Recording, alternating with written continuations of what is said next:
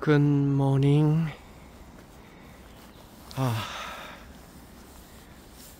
오늘도 또 건강하게 여러분을 만날 수 있게 되었습니다.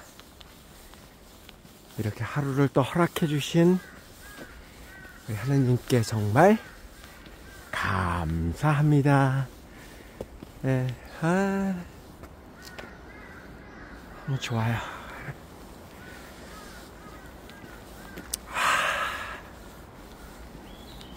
어제 지인을 만나서 이런저런 얘기를 하는데 노모 때문에 어머니가 많이 아프시대요. 그래서 요양병원에 계시는데 일주일에 한 3번 정도는 갑자기 또 통증을 호소하셔서 연락이 온대요. 그러면 그냥 달려가서 응급실로 또 그렇게 모시고 그런다 그러더라고요.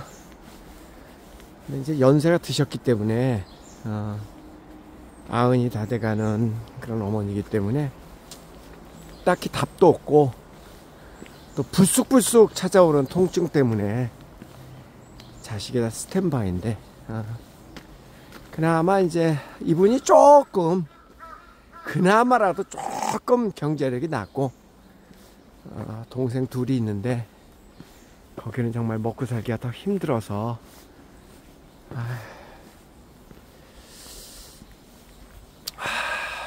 본인도 그 직장 생활하다 이제 은퇴하고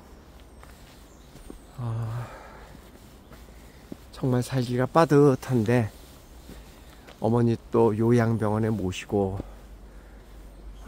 그 정신적으로도 또 물질적으로도 현실적으로 뭐 여러 가지로 정말 많이 힘들다 라고 이야기를 하시더라고요. 이게 뭐 어느 한 집만의 이야기는 아닐 거예요. 그죠? 모든 집들의 문제가 그럴 거라고 생각이 됩니다. 주변에 이렇게 보니까 저 어머니가 항상 그러시잖아요. 성식아 왜 안 죽냐? 죽고 싶다. 정말 죽고 싶다. 자식 고생 안 시키고 죽고 싶다. 노래처럼 늘 그렇게 얘기하시거든요. 그 말씀이 진짜 오르신 이야기예요. 어른들의 입장에서는 당연히 그러시죠. 뭐 그 마음도 충분히 이해가 갑니다. 그렇지만 또 그게 마음대로 되는 건 아니잖아요. 그죠? 집안에 누가 아픈 사람이 있으면 뭐 자식 너무 젖어가지고 앉을 수가 없네. 좀 앉으려고 그랬더니 자식이 아프면 부모 입장은 더 힘들겠지만 또 자식의 입장에서도 또 부모가 연세가 많이 드셔서 거동도 제대로 못 하시고 또 이렇게 많이 힘들어 하시면은 그것도 참 사실 내 맘대로 되는 게 아니잖아요. 그죠? 우리 모두의 미래의 이야기이기도 하고요. 참 안타깝더라고요. 근데 이제 이러다 보면은 자식들 간에도 또 다투게 돼요. 그죠? 많은 경우에는 참 쉽지 않아. 많이 물려주는, 그러니까 돈이 많은 집도 싸우고 그 다음에 돈이 없어서 어머니를 부모님을 책임질 수 없는 그런 상황. 뭐 책임을 못 지더라도 막 바닥바닥 나 먹고 살기도 힘들어 죽겠는데 그런 경우에도 싸우고. 근데 부모 입장에서는 많은 재산을 남겨주신 부모가 됐든 빈털터리가 됐든 부모 입장에서는 가장 편하게 죽는 방법이 자식들이 화목하게, 그죠? 그 모습을 보고 죽는 게 부모 입장에서는 가장 행복한 거 아니겠어요? 옆에 사람이 보기에도 그렇고, 그죠?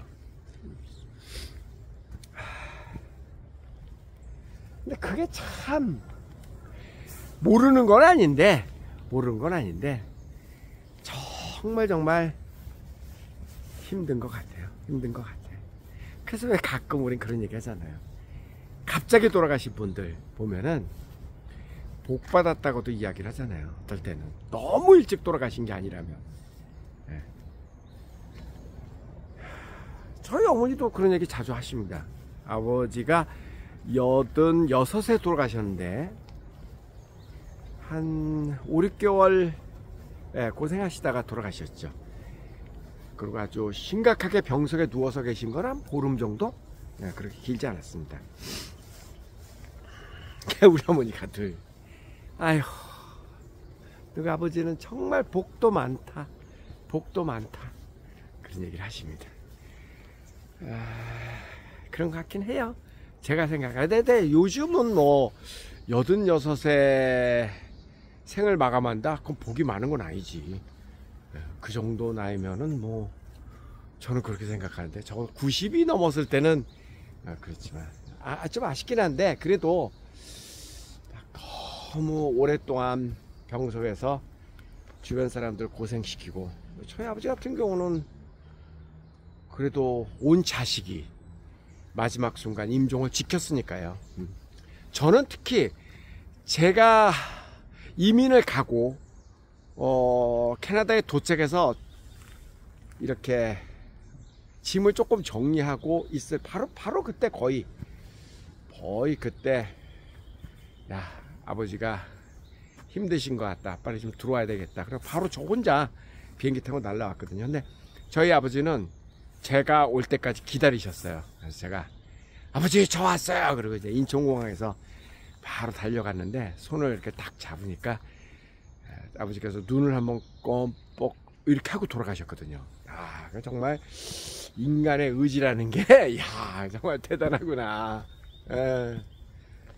참 평화롭게 돌아가셨기 때문에 복이 많으신 분이다. 또 저희 어머니도 지금 뭐 행복하게 그래서 사시니까.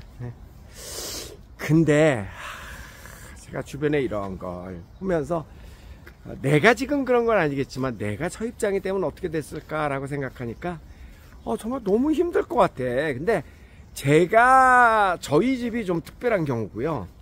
저희 집이 특별한 경우고, 대부분은 많이 힘들죠. 대부분은 많이 힘들지.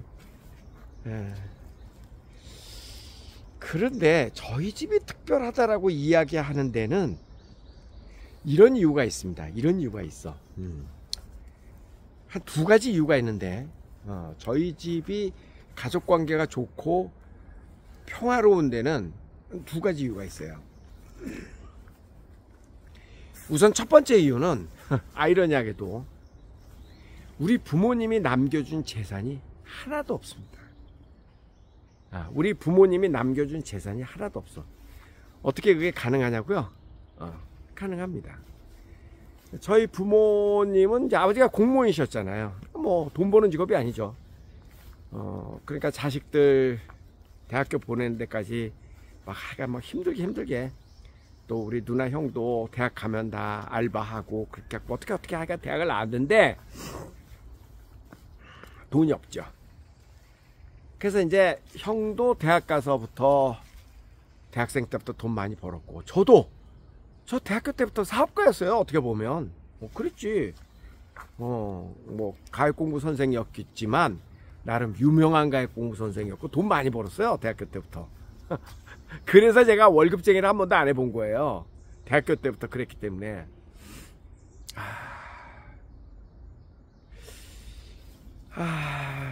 그런데 그래서 이제 제가 이제 막내잖아요. 그러니까 위에 형도 그랬고 또 그런 그 전통을 봤기 때문에 동생들을 위해서 그렇게 희생하는 그 부모님 그리고 형 누나들의 모습을 봤기 때문에 저도 편안하게 그렇게 그냥 살 수 없어서 대학교 때부터 돈 버는 일에 아주 정말 총력을 다했죠.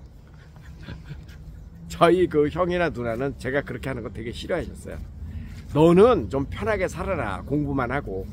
그건 말도 안 된다. 내가 본 게 있는데 그건 말도 안 된다. 그 대학교 때부터 제가 열심히 돈 벌고 가액 공부하고 그래가지고 돈 벌라고 저 영어책도 28권이나 써낸 거예요. 대학교 때. 내가 뭐 훌륭해갖고 영어책을 쓴 게 아니고 나도 유학도 가고 싶은데 돈이 없잖아. 그러니까 내가 벌어야 되잖아. 그래서 책도 영어책도 28권 쓰고 그런 겁니다.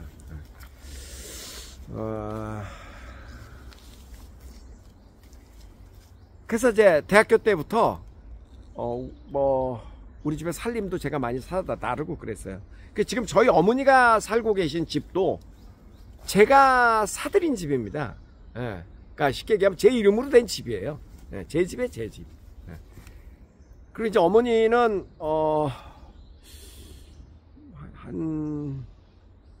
모르겠어. 한 1억? 총 재산 얼마인지도 몰라. 그 정도는 이제 가지고 계십니다. 예전에 사셨던 집. 그거 팔고 어떻게 하고 그래요.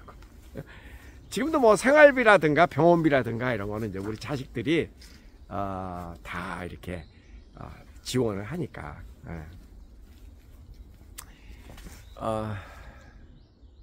그래서 저희는 이제 어떤 계획이냐면 그 남은 돈 가지고 어머니가 지금 97이시니까 언젠가는 이제 아프시겠죠. 지금은 뭐 특별히 약 드시고 그런 거 없습니다.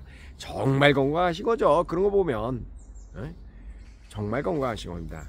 어머니 혼자 사시잖아요. 아직도 스스로 밥을 해 드시고 스스로 걸어 다니시고 다 스스로 하십니다. 아직은 옛날 같지는 않지만 그래도 아직은. 그리고 이제 누나들이 돌아가면서 1박씩을 하니까 중간중간에 그러니까 어머니가 뭐 반찬을 막 만들어 드시고 그런 건 안 하지만 그래도 챙겨서 드실 때도 있고 하여간 그래요. 그래서 나중에 이제 병들고 언젠가는 이제 뭐 그렇죠, 뭐 요양병원도 가시고 그렇게 되겠죠. 그러면 그 가지고 계신 돈으로 그거 다 쓰고 그리고 나중에 장례식도 그 돈으로 다 하고. 그래서 우리는 정말 우리 6남매를 지켜주신 주변의 많은 분들에게 정말 늘 고마운 마음을 갖고 있기 때문에 저희가 아주 옛날에 아버지 돌아가셨을 때 가족회의를 했죠. 나중에 어머니 돌아가셨을 때는 우리가 주변에 부의금을 받지 말자. 그거는 우리를 이만큼 키워주신 주변 사람들에 대한 감사함일 것 같다. 그래서 이제 그렇게 우리 가족회의에서 이제 결론을 냈어요. 그래서 뭐 장례식 비용까지 다 하고 뭐 그러고도 혹시 뭐 몇천만 원이 남으면 6남매니까 우리 6형제니 6남매가 자식이 6이니까 n분의 1에서 6분의 1씩 나눠 갖자. 남는 거였을 거야. 그런 겁니다. 그래서 첫 번째 우리 집이 그렇게 평화로울 수 있었던 가장 첫 번째 이유는 부모가 자식에게 남겨준 재산이 없기 때문입니다. 유산이라고 남겨준 게 없기 때문에 모르겠어요. 나중에 다 뭐 병원비, 장례식 비용 다 하고 나면은 뭐 1인당 몇백만 원씩이 돌아갈지는 모르겠습니다만은 어쨌든 남겨준 돈이 없어.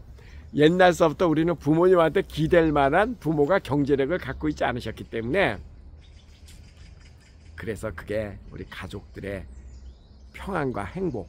그러니까 정말 우리 자식들이 저를 비롯해서 누나나 형이 부모한테 잘하는 거는 순수함 그 자체입니다. 왜냐하면 뭐 나눠 가질 게 없기 때문에 부모로부터 기대하는 게 하나도 없기 때문에. 근데 오히려 가난하게 산 사람일수록 효자 효녀가 더 많아요. 그리고 형제간의 우애도 좋고. 자, 그게 이제 첫 번째 우리 집의 평화로운 비결입니다. 두 번째 비결은 뭐냐면 우리 집에는요 n분의 1 공식이 없습니다. 이거 굉장히 중요한 이야기예요. 정말 중요한 얘기라고 저는 생각합니다. 우리 집에는 n분의 1 공식이 존재하지 않습니다.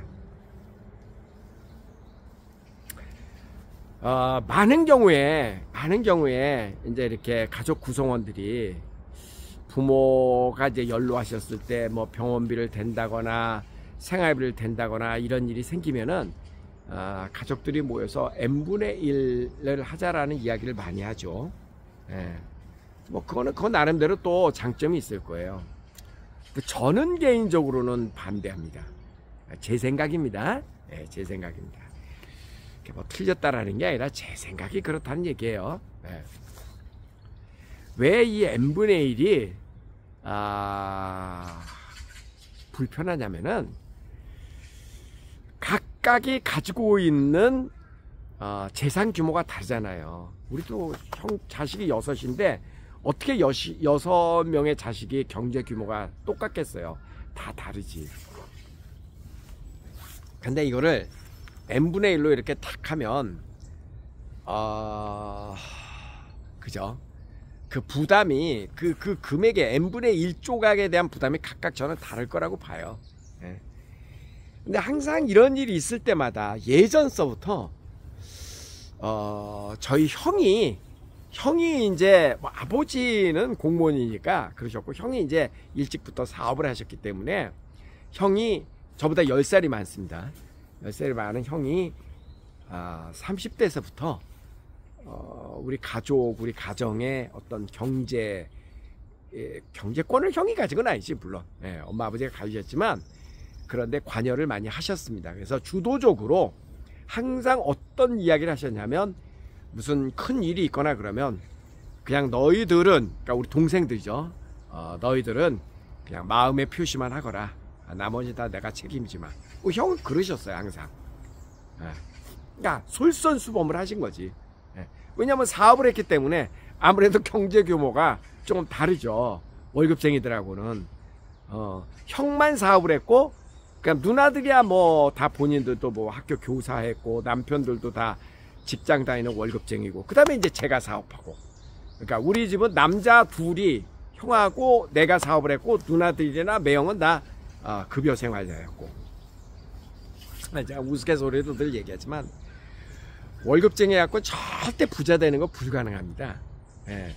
왜냐고요? 리스크가 없잖아. 월급쟁이의 리스크는 뭐 잘리는 것밖에 없잖아요. 그죠? 잘린다고 해서 자기가 모아놓은 재산 다 뺏어가지는 않잖아. 그러니까 사업하는 건 그렇지 않습니다. 사업은 극단적으로 표현해서 목숨 걸고 하는 겁니다. 사업은 망하면요 완전히 털립니다. 그런 그 하이 리스크 하이 리턴이죠. 그렇게 모험적인 사업하고 월급쟁이하고 어떻게 그래서 월급쟁이는 농담을 하는 얘기지만 딱 먹고 살 만큼만 줍니다. 먹고 살 만큼만 줘. 많이 주지 않아, 월급쟁이는. 예. 물론 월급쟁이도 사업가 이상 되는 그런 월급쟁이가 있죠. 이 사람이 없으면 우리 회사가 망할 것 같다. 그거는 뭐 말로만 월급쟁이지, 그 월급쟁이라고 안 합니다.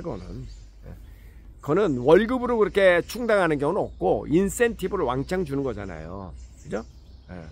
그러니까 아무리 구멍가게라도, 구멍가게는 사업이잖아요. 뭐 동네에 무슨 떡볶이집, 분식점 뭐 사업이잖아요.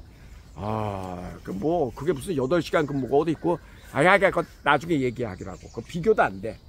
그러니까 저하고 형은 사업을 뭐 지금까지도 하고 있고, 형도 지금까지 옛날만큼은 아니지만 연세가 있으시니까 지금도 하고 계시고. 그래서 저희 집은 형이 옛날서부터 그런 리더십을 발휘를 했죠. 내가 다 책임지는데 그래도 너희들도 뭐 가족의 일원이니까 할 수 있는 데까지만 각각 정성껏 하거라. 약간 이런 주의였어요. 그래서 우리는 그 형에 대한 존경심과 그런 리더십이 있었어요. 요즘은 이제 제가 아직 가장 왕성한 현업에 있잖아요. 제가 이제 아직까지 제가 일을 가장 많이 하니까, 저 위에 누나들은 뭐 거의 다 리타이어 했죠. 매형들도 그렇고 전부 다 이제. 그러니까 이제 제가 가장 왕성하게 사업을 하니까 지금은 이제 제가 많은 책임을 지고 있습니다. 그러니까 저희는 뭐 어머니는 뭐 아버지도 남겨준 돈이 없고, 어머니도 당연히 남겨준 돈이 없고, 그러니까 누나들은 일부 아주 조금씩의 회비 나 얼마나 했는지도 모르겠어. 관심도 없어. 그렇게 하여간 되고, 누나들은 그렇게 되고, 형하고 저는 나머지를 이렇게 책임을 지는데, 즉 다시 얘기해서 우리 집에는 n분의 1 공식이 존재하지 않습니다. 근데 저는 어떤 생각을 갖고 사냐면요, 항상 제 마음속에는 가진 자가 양보하지 않으면은 세상이 우울해집니다. 가진 자가 양보하고 가진 자가 베풀지 않으면은 세상은 정말 우울해져. 가진 자가 양보해야 돼. 저는 항상 그런 마음을 가지고 살거든요. 그 다음에 또 한 가지는 어떤 마음을 갖고 사냐면, 저는 우리 엄마라고 생각해 본 적이 없습니다. 내 엄마지. 우리말로는 우리 엄마 그러지만 영어로는 our mother, 그런 거 없잖아. my mother 이렇게 얘기를 하잖아요. 예, 그러니까 글자 그대로, 문자 그대로 나는 우리 엄마를 my mother, 나의 엄마라고 생각하지 our mother, 우리들의 엄마라고 생각하지 않습니다. 그 얘기 뭐냐면, 우리 어머니가, 저는 지금은 이제 제가 가장 많은 생활비를 지원을 하지만, 그렇지만 저는 항상 어떻게 생각하냐면, 너무너무 우리 누나나 형이나 형수님이나 너무너무 고맙습니다. 왜 그러냐면, 만약에 그분들이 안 계시면 다 오롯이 내가 다 해야 되잖아. 오롯이 다 내가 해야 되잖아. 지금 우리 누나들은 일주일에 한 번씩 가서 1박씩을 하시잖아요. 근데 만약에 우리 누나가 안 계시면, 나나 아니면은 내가 만약에 외동이다, 그럼 나 혼자, 아니면 나하고 와이프하고 둘이 어떻게든 우리 어머니를 책임져야 될 거 아니야. 돌아가시 전까지. 어쩔 수 없잖아. 그거는 운명이니까. 그죠? 그런데 그런 그 누나들이 계시고 또 형과 형수가 있어갖고 힘을 나누니까 너무너무 고마운 겁니다. 이루 말할 수 없이 고마운 겁니다. 감사하고. 그죠? 여기에 왜 n분의 1이 들어가야 돼? 그러니까 저 생각은 그래요. 이거를 누나도 형도 형수도 누구도 n분의 1, 각자 똑같이 n분의 1 이러면은요, 그러면은 서로가 서운해집니다. 서로가 서운해져. 말은 안 해도 돌아서서 가진 것이 더해, 있는 것이 더해, 이런 생각을 안 할 수가 없어요. 있는 놈이 더하다, 이렇게 대부분 그렇잖아요. 예. 제 주변에서 보면 그러더라고요. 처형은 누구는 월세도 받고 넓은 아파트에서 살고 그러면서 가난한 우리한테 어쩌고저쩌고 이런 말 많이 하더라고. 근데 이제 그 처형의 입장에서는, 조금 가진 사람의 입장에서는, 아이고 지는 맨날 젊었을 때부터 놀고 술이나 퍼먹고 띵까띵까 하고 누가 너보고 못 살라 그랬냐? 이런 데니까. 생각이 달라. 각각 생각이 다르다고. 그래서 결국 n분의 1이라고 한다라는 건 따진다라는 거 아니에요. 공평하게 따지다. 근데 세상이요, 이론으로 따지면은 큰 거를 잃어요.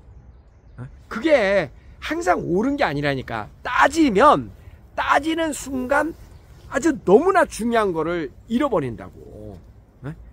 여러분, 형제들이 모여가지고 부모를 앞으로 어떻게 모실 것인가, 병원비를 어떻게 될 것인가, 이런 거에 대해서 긍정적으로 회의를 하는 건 좋지만, 그런 회의를 하는 과정에서 야, 우리 n분의 1 하자, 너는 얼마 내야 돼, 얼마 내야 돼. 근데 서로 마음속에 그걸 받아들이는 게 흔쾌하지 않고 뭔가 좀 찜찜하다 그러면은, 마음속에 어떤 상처가 이렇게 나면은요, 그 다음에는 그 가족관계는 돌이킬 수 없는 강을 건너고 마는 겁니다. 강을 건너고 만다고. 우리 부모 입장에서는 제일 바라는 거는 자식들이 정말 내 문제로, 부모 입장에서 얼마나 아파도 편하게 아플 수 있겠어요?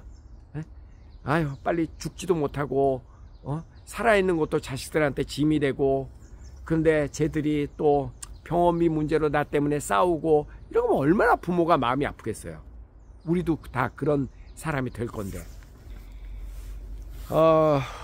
근데 그거를 그렇게 따지기 시작하고 그 다음에 나중에 유산 가지고도 따지기 시작하고 이러면은 그 관계는 돈은 n분의 1로 나눠 가질 수 있을지 몰라도 돈은 n분의 1로 서로 병원비를 내게 될지 굉장히 합리적인 것처럼 보일지 몰라도 이미 끝난 거야. 그 관계는 상처가 난 거라고요. 돌이킬 수 없는 상처가 난 겁니다. 그래서 유산 나눠 갖고 나면은 서로 사이가 좋아지기가 쉽지 않아. 이미 쉽지 않아. 예. 그래서 그게 여러분 그렇게 똑똑한 사람들이 똑똑한 척하는 게 똑똑한 게 아니라니까. 예? 그거 그렇게 합리적이고 똑똑한 거 아니에요, 여러분. 예? 그게 공부 잘하는 사람들의 셈법이야. 예? 세상이 그렇게 논리적이지 않다니까. 그 비하인드 스토리, 그 더 깊은 곳에 있는 무엇이 중요하고 어떤 것이 중요한지를 생각을 해야 된다고요. 그렇게 이성적으로 이론적으로 따지는 게 그게 절대 현명한 게 아니라니까. 이번에도 보세요. 국민의힘에서, 미안합니다, 정치에게서, 뭐 정치 그 자체를 얘기하려는 게 아니에요. 국민의힘에서 이제 여러 명의 대선 주자를 누구를 뽑자. 그러면 국민의힘에서 최종 그 후보를 선출하는 거는 그래도 가장 경쟁력 있는 우리의 대표를 뽑자. 그리고 본래 취지는 그거잖아요. 우리의 대표를 뽑고 그래야 우리 이재명 선수를 이길 수 있으니까. 그래서 뽑고 그리고 나머지 사람들은 이제 딱 뽑히고 나면 열심히 응원해서 한 팀이 돼서 무찌르자. 이거 아니겠어요? 당연히. 예. 근데 똑똑한 사람들이 나와가지고 싸우다 보니까 어떻게 됐어요? 김문수라는 선수가 뽑히긴 했지만 나머지가 뿔뿔이가 되잖아. 어쩔 수 없어. 마음에 상처를 안 했기 때문에 어쩔 수가 없다고. 그러니까 이게요, 그렇게 논리적이지 않아, 세상 사는 게. 그래서 우스갯소리지만 정말로요, 여러분, 그 4명이었나요? 가위바위보 해가지고 대선 주자 고르는 게 오히려 훨씬 더 이재명 선수를 이길 수 있는 가능성이 높다고. 내 말 틀려? 내가 웃지만 내 웃음 속에는 진리가 숨어져 있습니다, 여러분. 저 정치 얘기하는 거 아닙니다. 그 얘기를 하겠다는 게 아니고. 그러니까 굉장히 뭐 n분의 1하고 이게 똑똑한 것 같지만 그게 똑똑한 게 아니에요, 여러분. 항상 이성적으로 논리적으로 하는 게 그게 똑똑한 게 아니라니까. 때로는 약간 멍청하고 조금 모자란 척 해주고 그게 훨씬 더 얻는 거예요. 저는 그렇게 봐요. 좀 그런 게 이제 지혜죠, 지혜. 저는 그래서 저도 만약에 우리 가족들이 이렇게 모여가지고 n분의 1 하자, 뭐 더 심하게 해갖고 각각의 소득증명원을 내가지고 그 소득에 따라서 몇 %로 아주 굉장히 합리적인 것 같지. 그렇게 해봐. 이미 그런 식으로 되면 이건 끝장이야, 끝장. 그러니까 그렇게 굳이 논리적일 필요가 없다. 저는 그렇게 생각을 했어요. 이거를 our mother, 우리들의 엄마가 아니라 my mother, 나의 엄마라고 생각하자. 나의 엄마라고 생각하니까 너무 마음이 가벼워지는 겁니다. 100% 내가 다 책임을 져야 되는 건데 어차피 100% 받아봐야 우리는 유산이 없으니까. 그랬잖아요. 첫 번째 조건이 우리 부모가 자식한테 남겨준 게 없어서 행복하다. 그러니까 어차피 갖고 올 건 없어. 자, 부담할 것밖에 없는데 부담을 100% 내가 해야 되는 상황에서 그래도 누군가가 이렇게 도움을 주니까 너무 고맙고 행복한 겁니다. 제 계산 방식이에요. 그러니까 내가 이렇게 하니까 또 누나들도 형들도 되게 고마워하죠. 서로가 고마워져. 어머니도 너무 고마워하고. 그러니까 오래 사시나 봐. 스트레스를 좀 받으셔야지 되는데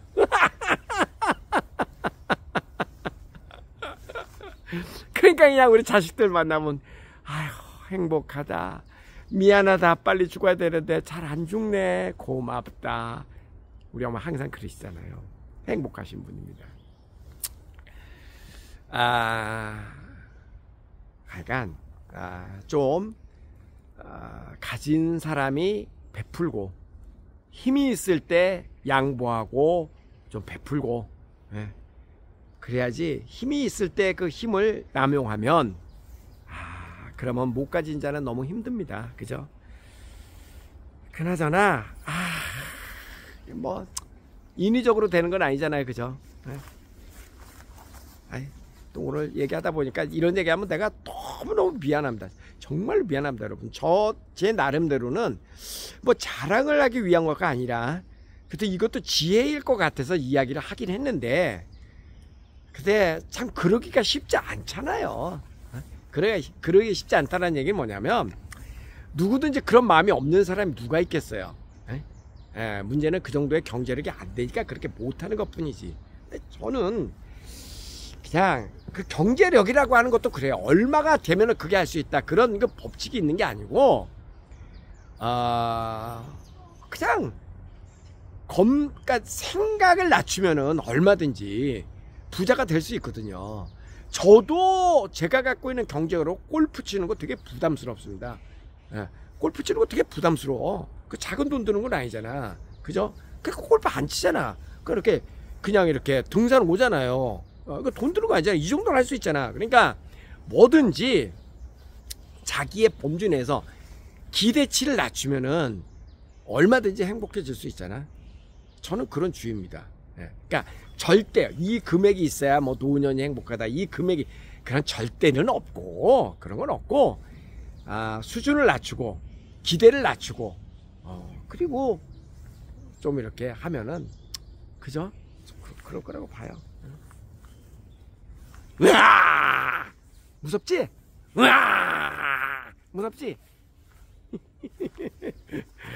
하루도 여러분 행복한 하루 되세요. 그렇죠. 하루를 살아도 행복하게 살아야지. 뭐 있겠어요, 그죠? 자, 주말입니다. 가위바위보, 가위바위보, 가위바위보, 가위바위보, 가위바위보, 가위바위보. 안녕히 계세요.